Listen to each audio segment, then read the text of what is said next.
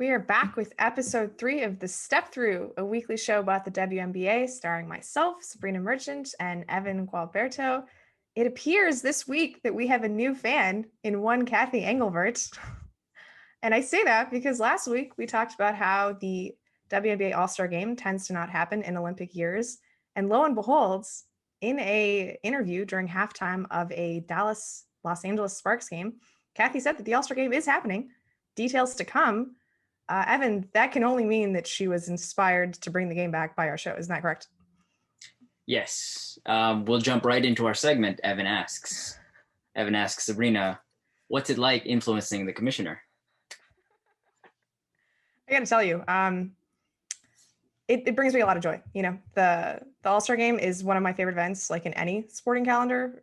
You know, WNBA, baseball, like every league that has an All-Star Game, it's just delightful to be part of. And I told you last week, I find it incredibly silly that we don't award All-Stars in Olympic years. We didn't get to award them last year because of the bubble. And it's just a useful way of keeping track of the league. It's a useful way of getting everybody together. I love a skills competition. Nothing like a good 3-point shootout. I'm just very happy that this event is coming back into our lives, you know, a year earlier than expected. And there's going to be some interesting choices on the All-Star ballot, that's for sure. But thank you for listening, Kathy. Thank you for bringing the game back. I don't know when it's going to happen because, you know, we've got the Commissioner's Cup final happening right after the All-Star break.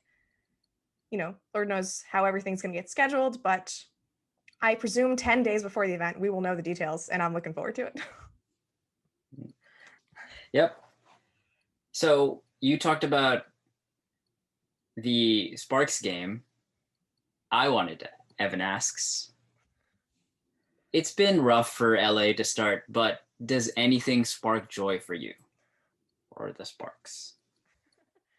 Well, yes, this is a very elegant segment title for what has become me just rambling about how the Sparks annoy me over the last 3 weeks.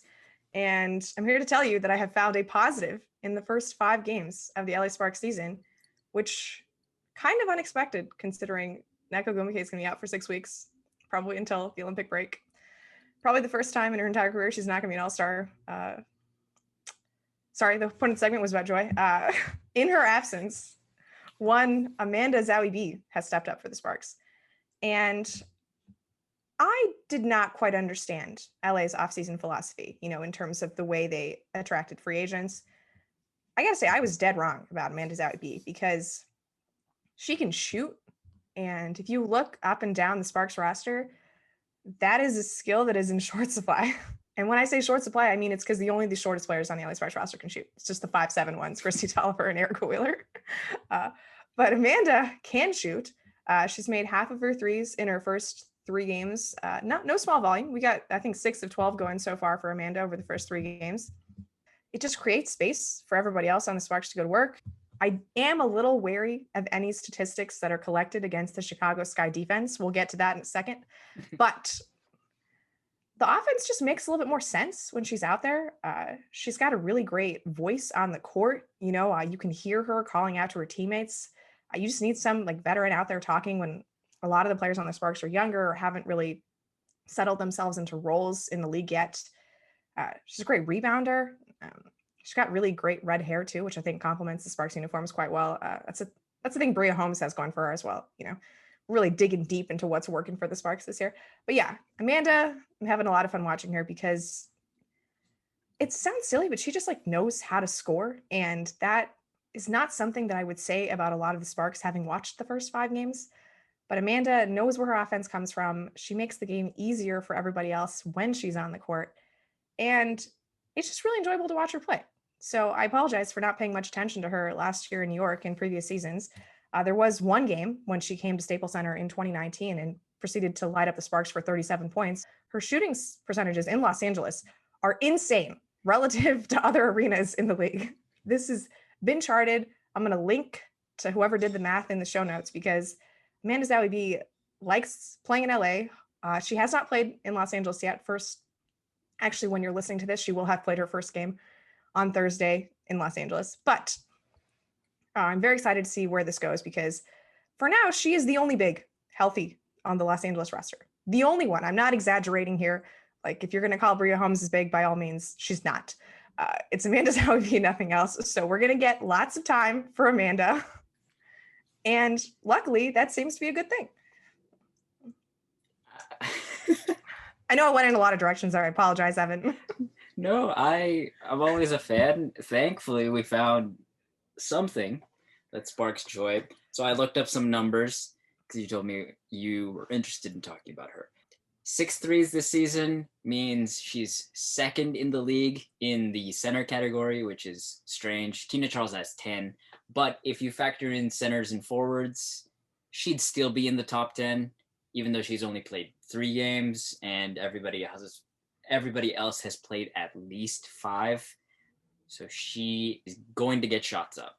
And I think that's really important, especially given that the Sparks seem invested in running and spacing and actually having a big who can do both really well works. Another fun stat, already has 5 blocks on the season. That's as many as Bree Jones and Tina Charles. And again, she's only played 3 games. So not small. Hopefully she'll continue to be entertaining enough with her energy and her effort and screaming and one on just about every shot attempt, which I respect and appreciate so much.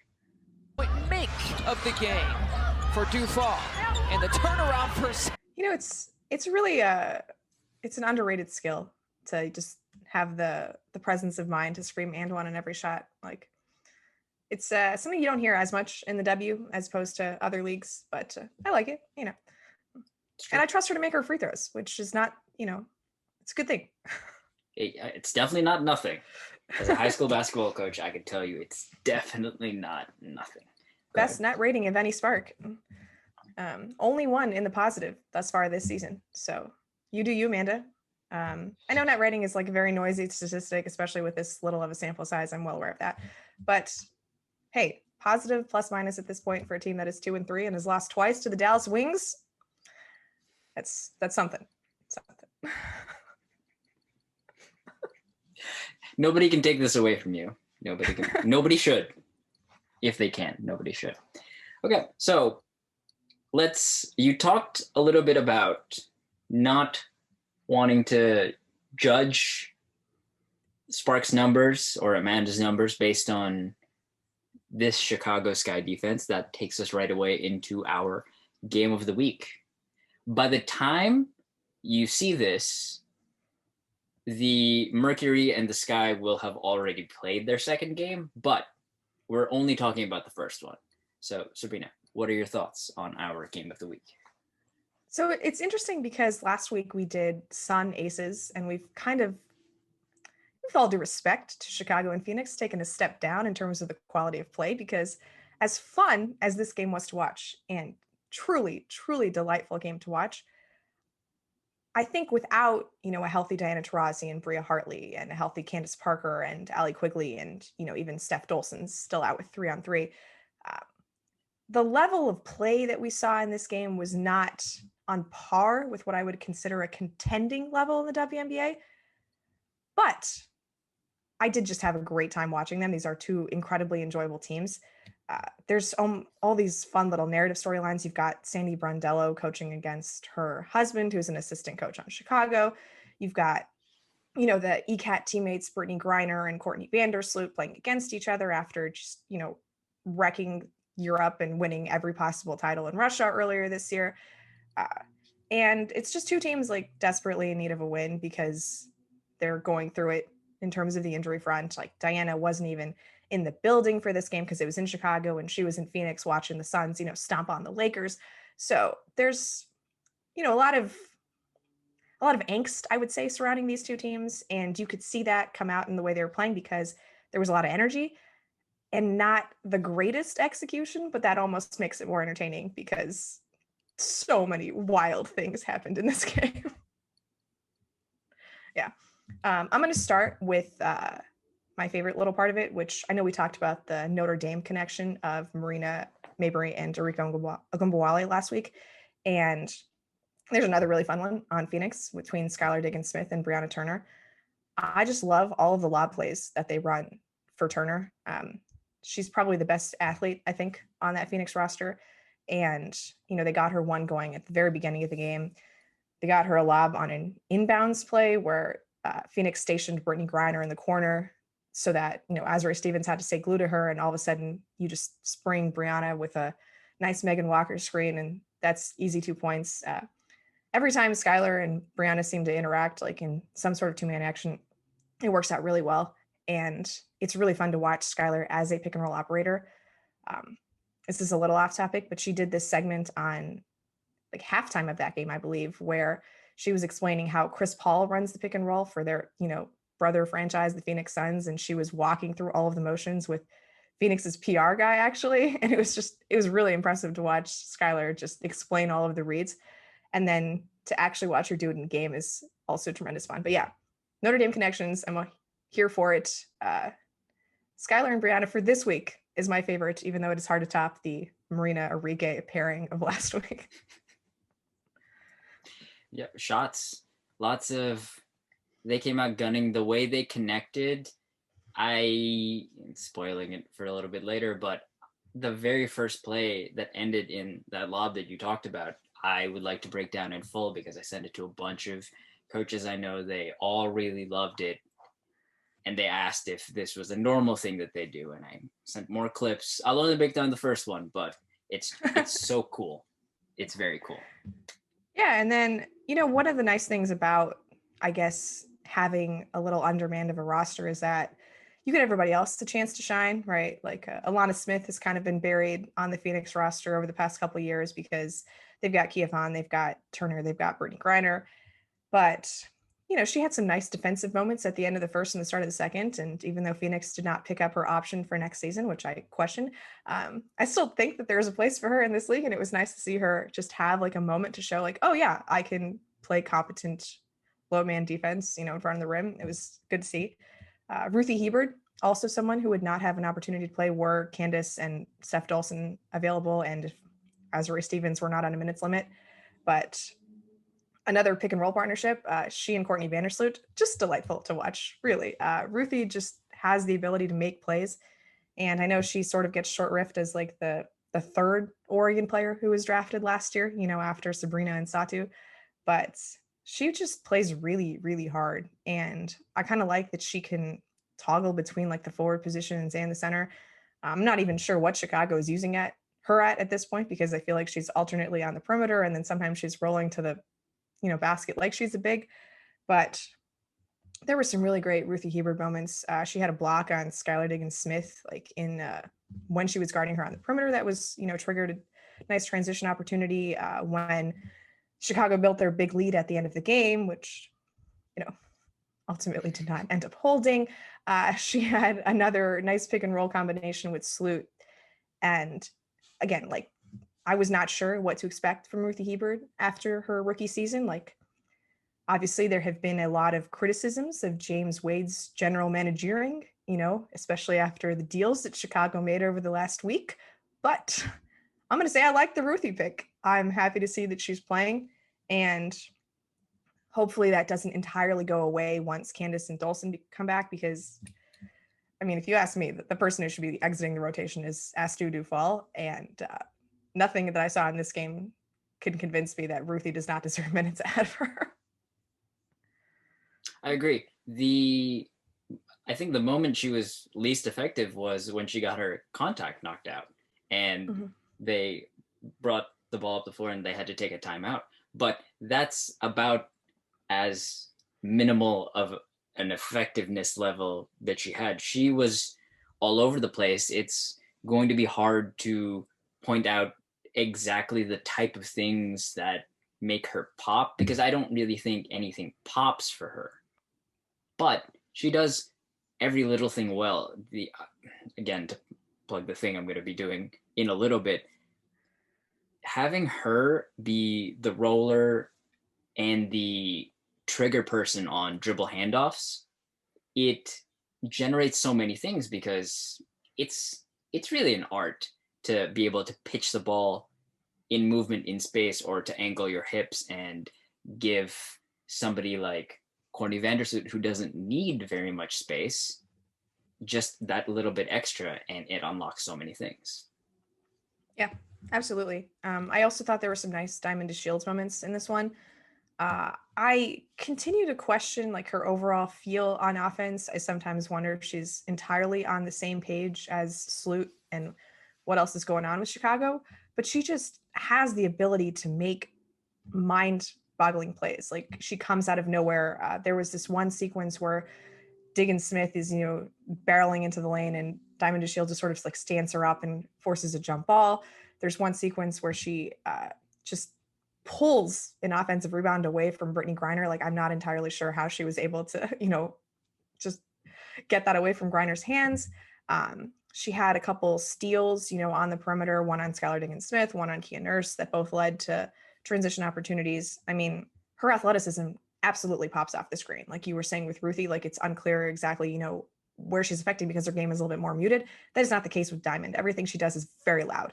And unfortunately, that also applies to her mistakes. I'm sure we'll get to, an end of game breakdown in a little bit. But, after her not being able to play in 2020 because of those injuries, and I think that they're probably still affecting her a little bit more than she's letting on, it's nice to see that like her burst is still kind of there. And when she's on, like just tremendously fun to watch. Yep. That there was this one sequence that just popped off my screen is in the first quarter, she brings the ball down and she gets a screen and then a rescreen, but she makes the defenders jump, and the way she's able to attack space with like a sort of like hesitation move that just sucks. It looks like 3 defenders in. A defender at the elbow, her defender trailing behind, who's now at the nail, and Brittney Griner, who's pinching in from the charge circle. All 3 of them are sucked right in, and she's able to drop the ball off. It's just that type of stuff. There's another one that she has Kia Nurse on her in the 4th quarter, quick behind the back dribble that gets Kia backpedaling, and then she goes into, it looks like this step back motion, and then she throws an up fake in there, and Kia jumps because she has to. And then she does, if we're talking about Chris Paul and stuff, I've seen Chris Paul do this a bunch, of that pump fake and that fake step through, and it gets Kia leaning the way she just faked, and then she pulls back up. Not something you see every day. There's so much about Diamond that I could do a whole compilation of her drawing fouls. Specifically, there's one where she comes down with a defensive board in traffic, has to adjust her, what are they called? Are they goggles technically? I think they're goggles. I know Ryan Rucco was calling them specs on the broadcast, Yes. but Yes. So she is adjusting her specs the whole way down. She attacks, cuffs the ball like a running back, I guess, and is able to draw contact and is able to put up a shot with her left hand going across her body. Just insane body control. Again, everything she does just pops. Yeah. I'm just really interested in what sort of lineup Chicago can put out when they're fully healthy, like a Sloot, Quigley, Copper, DeShields, Parker lineup, that's a little small, but super fast and super active and defensively. That's something that I think would just be really impressive to watch, especially like the way Chicago gets it in transition, even without all those players healthy, is already remarkable. And then if you add like Parker being able to throw the outlets and, Quigley as a shooter that you have to watch as a trailer, like there's just a lot of options there. And anytime you can get the Sky in transition, it's just watch out. Seriously. Right. Oh, and Phoenix did plenty of that. They gave the Sky plenty of opportunities to get out in transition. Because like I said, not the best played game, lots of turnovers, just left and right, but you kind of forgot about it because there was just so much goodness happening when the ball did get turned over. At least they were converting all of those transition opportunities. One last thing before we do get to the end of the game. Brittney Griner just looks like she's having a lot of fun this year. The bubble was rough. She mentioned that she was having a mental health crisis there and she had to leave. And I think, getting that time off seems to have rejuvenated her. Obviously, she went to Russia over the offseason and was incredibly successful with that team again. But she just really looks like she's enjoying this team. There were a couple moments where Megan Walker like gets into the paint and she takes this like sort of off balance jumper and she makes it, and Brittney just like gives her this like really like, yeah, point as they're walking back down the court. And there's like another moment when they're, going back to the bench after a timeout, and Kia Nurse has just hit another 3-pointer, and Brittney's like searching like all over the huddle, like trying to find her, like, yeah, Kia, I just don't remember Brittney enjoying her teammates this much last year, but it's nice to see that it's happening. And obviously Kia and Megan are new additions. It's been really just remarkable to see what Nurse adds as another scorer and like another defensive wing, which I'm going to say was like completely absent from the roster last year. But I like that Brittney Griner seems to like them, and that she's having a good time on the court, because her game sometimes is like not the most aesthetically pleasing to me personally, but I like when she's having fun, and she's definitely having fun with this particular Phoenix team. All right. Yeah. So if you're talking about quality of play and decision-making, things like that, Skylar Diggins-Smith, 6 turnovers, 10 missed shots, a bunch of plays where it looks like she should have definitely turned the ball over and her teammates are able to corral it somehow. In those moments, well, Skylar is incredibly frustrated, but in those moments you could sort of see Brittney being, crazy to say, the calming force in those situations. Yeah. That's not something I expected at all. So yeah, I think I know there are some instances where like Skylar's just throwing the ball all over the floor and like Nurse is having to like dive, trying to figure out how to reclaim these possessions. But I think it's safe to say that Phoenix needs another healthy point guard. Shea Petty is, really great story. She can make, certain reads that are very impressive. Like, I'm not saying she's not a good point guard. There was one sequence in the fourth quarter where she runs pick and roll with Griner and like ends up skipping the ball out to Kia Nurse on the corner and like, helps Phoenix get closer in the game. But Bria Hartley coming back, if that is, an option this season, Diana obviously coming back closer to the Olympic break. Like, I think Phoenix obviously needs to tighten some things up on offense. And for all of Skylar's gifts, I don't think that is a primary one, let's say. Right. It's taxing. Having to have, my assessment of the Diana Skylar pairing is that the two of them, they can play off of each other. They're lethal as a pair, because is one your lead guard and is one your attack guard, let's say? No, because they can both do enough. Diana, we'll talk about the scoring, but the playmaking, the passing, the vision, good time to plug. I have a video from her career of just the no looks. They're honest. Some of them, not to no Chelsea Gray slander, but some of them are legitimately no look passes. If you didn't say it, I was going to, so I'm glad you did. So the two of them being able to play off of each other means there's less of a reliance on the one to make everything happen. And in this game, that's sort of what it came down to. Skylar has the ball. She either makes a play or she turns the ball over or she puts up a bad shot. And when you can game plan for that, that's just what the Sky did. I think she's a little overburdened at the moment, and she would happily welcome another capable ball handler entering the capable decision maker, playmaker, passer entering the fray. Yeah, absolutely. I mean, like I said at the top, both of these teams are just missing very important pieces, like very important ball handlers on both sides, actually. And I think Chicago, obviously, turnovers have been an issue since the beginning of time, I think, with the James Wade era. I don't know how Dana Evans fits into that, or if Lexi Brown will get more ball handling responsibilities. Very excited to see Lexi Brown on a roster where she's actually getting playing time, by the way. I think that's going to be a really good opportunity for her in Chicago. But yeah, both of these teams definitely just need like a little help for their primary ball handlers. It's just a lot being asked of them. Unfortunately, this game was super exciting because they kind of canceled each other out with their mistakes. Yeah. Which I think leads us into the ending, which just nuts, really. Like going back and rewatching this game, like we were talking about this before, knowing that Kia Nurse is going to hit the game winner, you get into the situation where Chicago has the ball up 10 with 3 minutes left. And it's like, am I watching the right game on League Pass? Like, what is about to happen here? So there's just, it's, where to begin?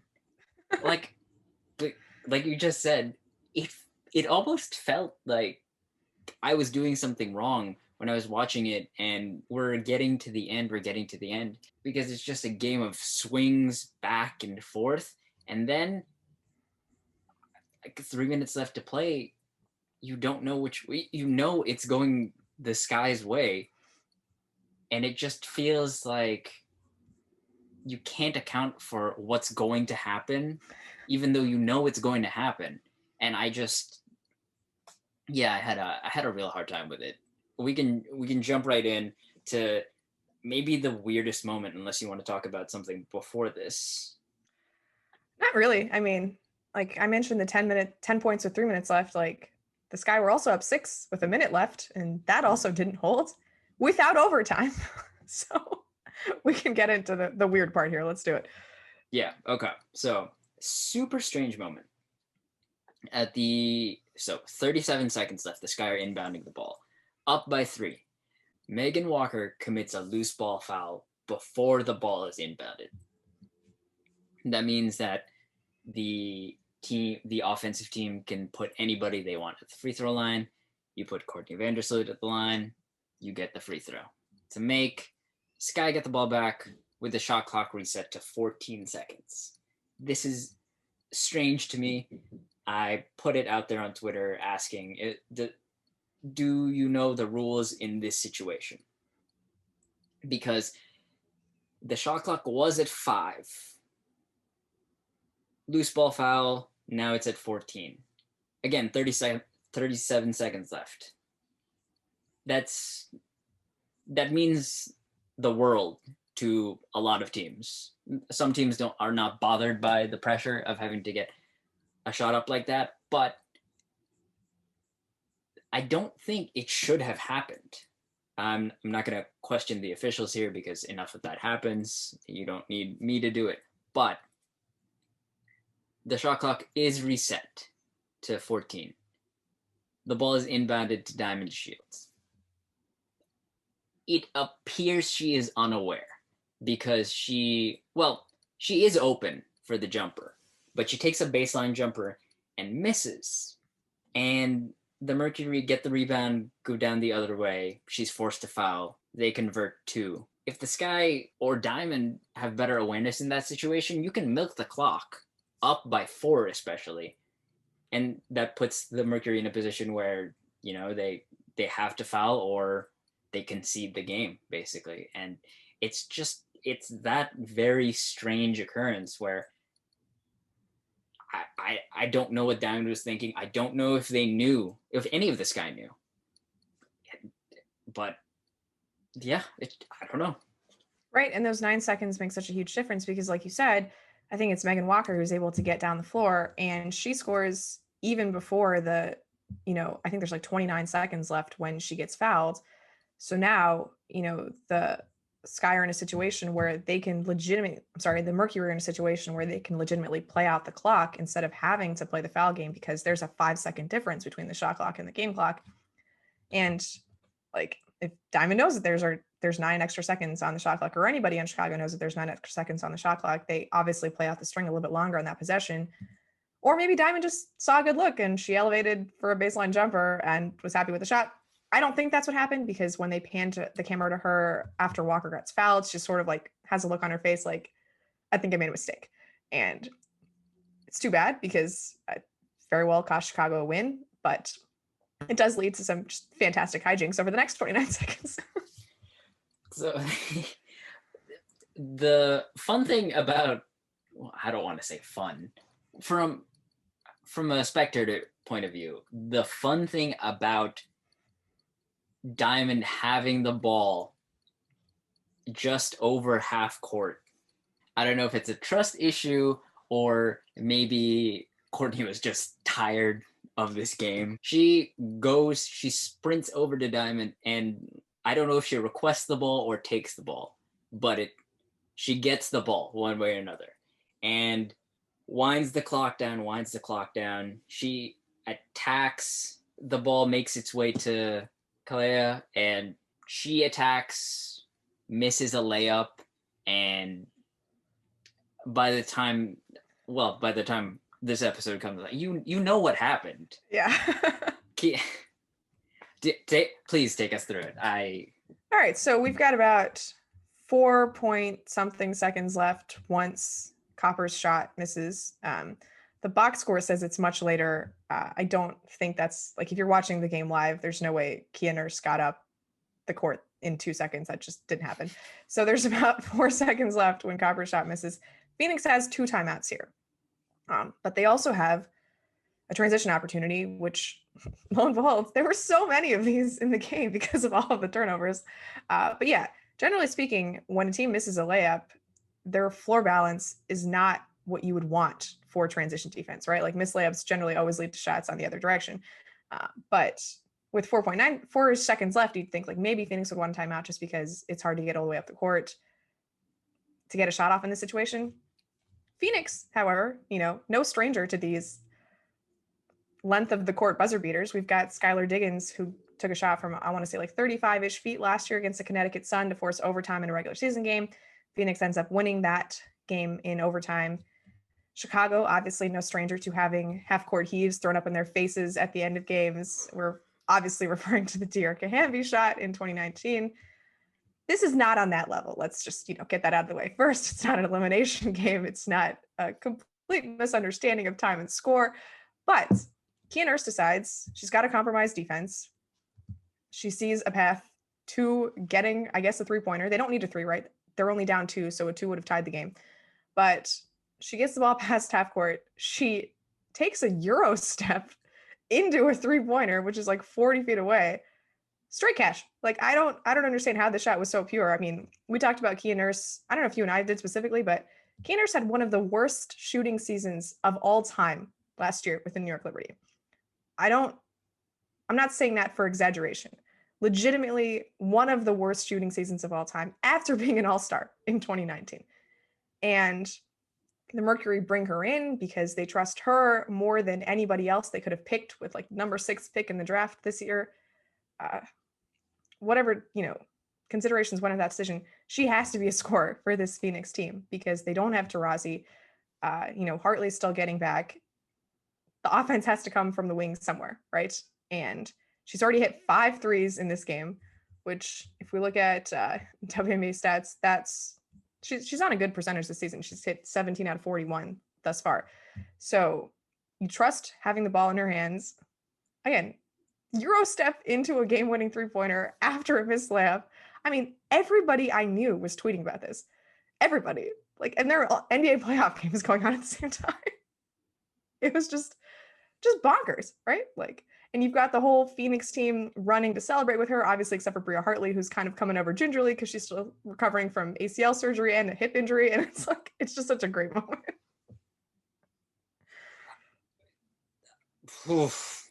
Euro from the logo. Right. I just, the part that gets me is the celebration where she's tracking it the whole way. As soon as it goes through the net, she is staring at the bench and sort of rotating to sit down on the ground. Because she knows she's about to be toppled. Oh, absolutely. It's an all-time moment, and it's really rough from the Sky perspective because you see the huddle. You can sort of see the officials going review just to make sure she got it off in time, because that's what you do when zeros are on the clock. But then it's a quick shot of Diamond with the ball at her hip, just dejected. Yeah. It's a really rough way to lose a game. For me, it was the look on Sloot's face that really got to me, because I mean, how do you blow that, right? Like, 10-point lead with the ball, 3 minutes left. You have to make a lot of mistakes for this to go wrong. And they did. They made every mistake. They fouled Phoenix like 4 times. They turned the ball over. They didn't use the clock.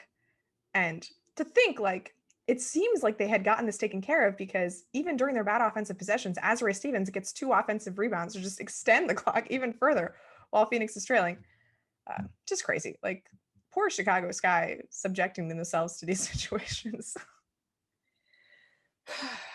It was funny because sorry, go ahead. Oh, I just wanted to add the Courtney thing. Like, the thing that really hurts if you're a Chicago fan is you can see, I slowed it down obviously, but when it cuts to Courtney, she's staring up at the big screen up top, and you can see her. I'll slow it down, but you can see her mouth from half court with her arms on her hips. It's rough. Yeah, and she had an opportunity to like almost close the game out. Chicago runs an action like just a few possessions before where she gets switched on to Brittney Griner, or Brittney's like, guarding her. And again, teammates at the overseas level, like they've played on ECAT together for years and years. And you think it's a switch that Chicago likes, right? Because Sloot should be able to get past Brittney. She can't. She has to take a jumper like from about the free throw line over Brittney. It doesn't go in. And it's just to think about all the talent that she gets to play with in Russia. And her team just doesn't really have it right here in Chicago. Yeah. It's a really disappointing loss for Chicago, who their fortunes will likely turn around when they get a secondary ball handler / major floor spacer back in Allie Quigley, who, again, by the time you're seeing this, should have played. Yes, she is scheduled to play in Thursday's rematch against Phoenix. Yeah. So I expect the game that we won't get to talk about to be much better for Chicago. Yeah. It's funny because I think you and I both thought that Chicago was, on the list of teams to contend for a title at the start of the season. And much of that definitely comes down to health, not having Candace since the opener, or not having Allie Quigley, I think, at all. Obviously just makes a massive difference. But, the issues that popped up for Chicago in previous seasons when they were, just a cut below the really good teams, they haven't gone away. Like they still turn the ball over at a really high level. They still don't look like chickens with their heads cut off when Vandersloot is off the court. And presumably Candace Parker will make differences in both of those areas, but some of that still feels just endemic to this team, it's just a part of their character. Like they're a little fast and loose with the ball. They only Vandersloot is the only point guard they've been able to find over the past such and such years who knows how to run what they're trying to do. They just cycled through Shyla Heal after drafting her 2 months ago.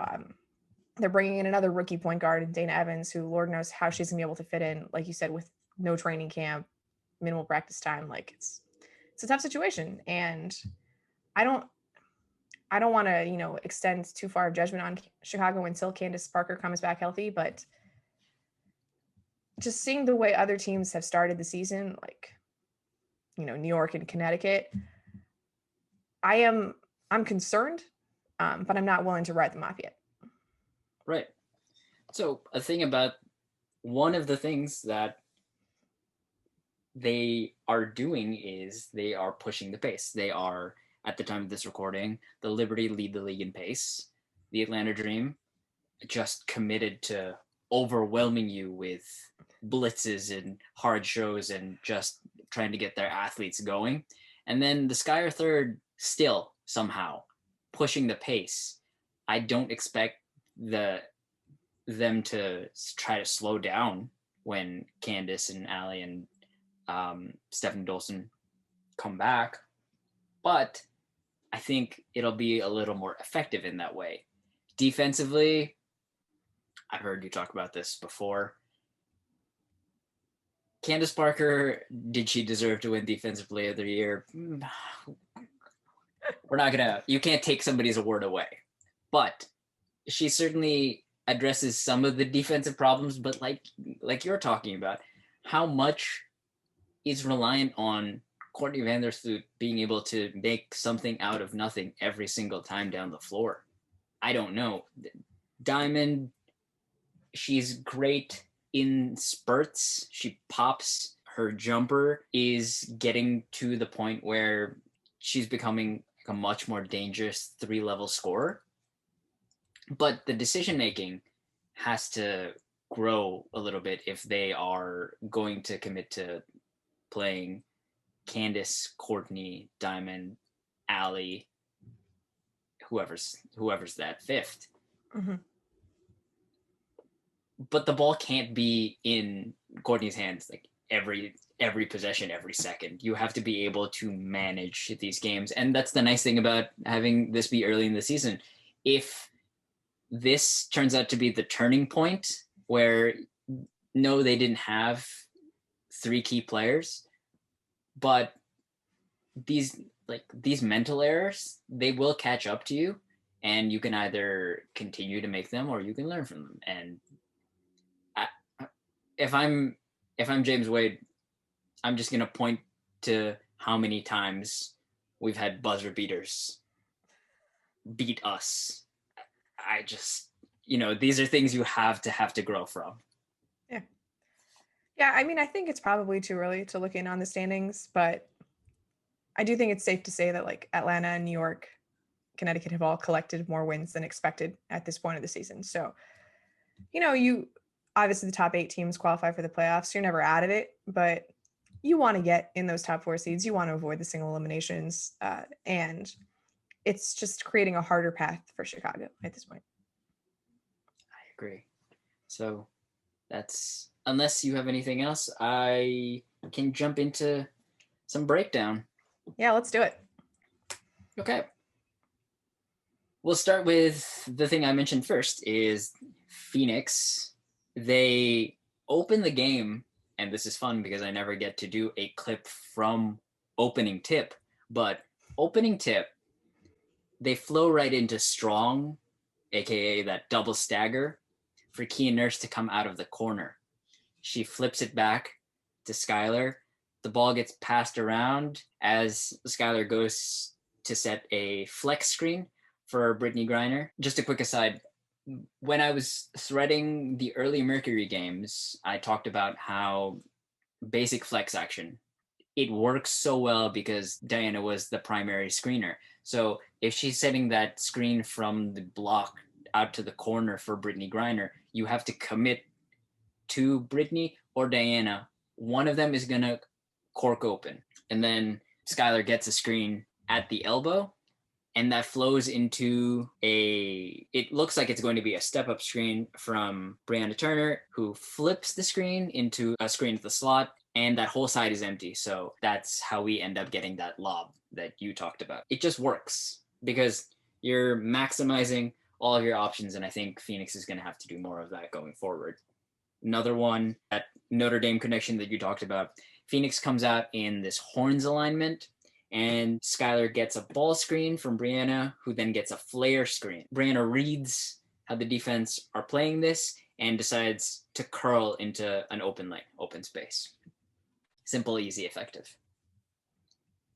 Now let's jump to the Sky.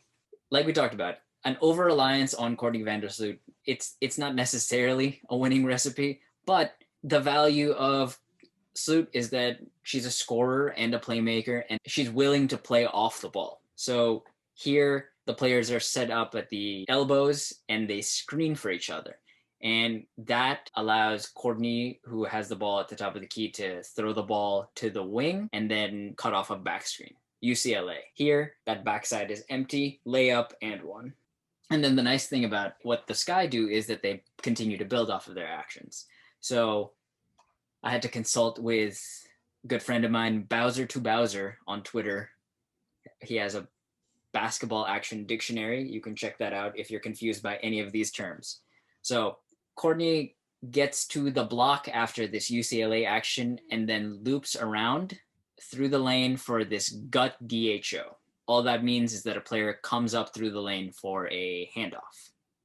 It's particularly effective because you have an elite reader of the game, and now you're giving Courtney the ability to attack off of a triple threat, live dribble, after forcing the defense to shift. In this first example, she misses the 3, but the next action is basically all the same, but it flows into a spread pick and roll, and Courtney gets the pocket pass to Ruthy for a floater. And then the next time down, they run the exact same action again, except Shea denies the pass, so Courtney goes back door, and that forces Kia to rotate off of the corner. Courtney swings it to Diamond, who attacks the closeout and kicks to the opposite corner. It ends in a miss, but it's great action, and it builds in these situations where Diamond can take advantage of that athleticism and make simpler reads. I don't necessarily know if I want Diamond to be running 20 pick and rolls per game, but you put her in the corner, she's enough of a threat that the defense has to close out hard. And now she can make the read of, if not A, then B. And I'm not saying that you should limit her to just that, but it's a way to maximize the reads that she does have if you are giving her basically a step so she can get in the paint. Yeah, I have such a good time when the WNBA puts us into those huddles and you get to watch James Wade diagram the plays. I know that happened quite a bit during the bubble. There was one instance that really stands out when you got to see the game-winning three that they drew up against Vegas, like at the start of the season. Some measure of payback, but anyway, Chicago runs really good stuff, and it's a shame that Courtney Vandersloot is so burdened by most of the actions. But like you said, there's ways to make the reads simpler for everyone else. And when Candace comes back, hopefully that's soon, we'll see what this team is supposed to look like. Yeah. The nice thing is that I messaged you with the idea of calling them the Showtime Sky after the first game, just because when they get out and run, it looks like so much fun. Candace famously had a bunch of outlets against the Mystics, and then if Courtney is the person receiving those outlets, she'll just no look it right off to whoever's running the lanes. Or you have Kalea and Diamond like getting out and running, and just that everybody seems like they're going full tilt. Add Lexi Brown into the mix, the threat of Allie spacing. It looks like it could be so much fun, but how healthy are they going to stay? Yeah.